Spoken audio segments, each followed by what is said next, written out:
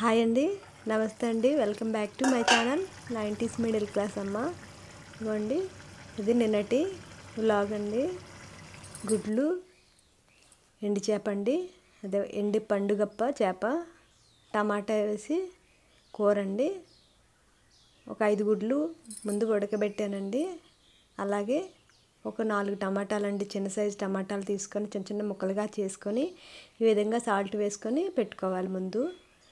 ఈ విధంగా చేయడం వల్ల ఉల్లిపాయలు వేగిన తర్వాత టమాటా ముక్కలు వేసినప్పుడు టమాటా ముక్కలు మంచిగా వేగంగా మగ్గిపోతాయండి.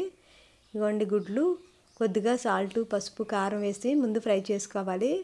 అవి తీసేసి అదే ఆయిల్లో ఈ చేప, ఎండి చేప ముక్కలు ఉంటాయి కదండి, అవి పండుగప్పని కాదండి, ఏ ఎండి చేప అయినా వేసి ఫ్రై చేసుకొని తీసుకోవాలి. అదే ఆయిల్లో ఇలా ఉల్లిపాయలు, పచ్చిమిర్చి, కరివేపాకు వేసుకొని ఫ్రై చేసుకోవాలండి, బాగా మగ్గించుకోవాలి. ఎండి చేప అనేది ఏ కూరలోనైనా టేస్ట్ చాలా బాగుంటుందండి. కూరకి మరింత రుచి వస్తుందండి ఎండి చేప వేస్తే. కాకపోతే ఉప్పు చేపని చాలామంది తినరండి. వీక్లీ వన్స్ అయితే పర్వాలేదండి, డైలీ కాకుండా.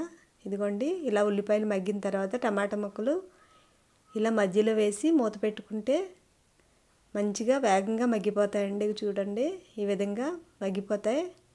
అప్పుడు ఇలా స్మాష్ చేసుకొని ఉప్పు, కారం, ధనియాల పొడి అన్నీ వేసుకొని కొద్దిగా నీళ్లు వేసుకొని ఉడికించుకోవాలండి. అంతే అండి.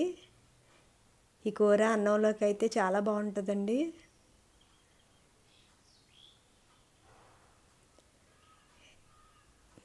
ఎండు చేప అయితే ఎక్కువగా చాలా వరకు తినరండి, అంటే ఉప్పు చేప కదండి అది.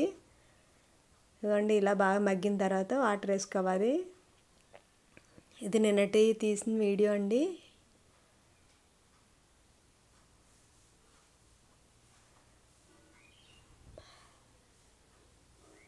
నా వీడియోస్ నచ్చితే లైక్ చేయండి, షేర్ చేయండి, సబ్స్క్రైబ్ చేసుకోండి నా ఛానల్ని.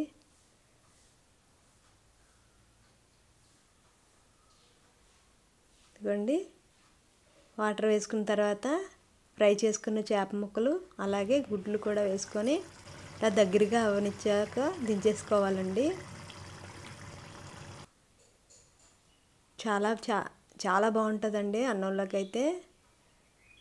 ఒకసారి ఈ విధంగా చేసుకొని చూడండి.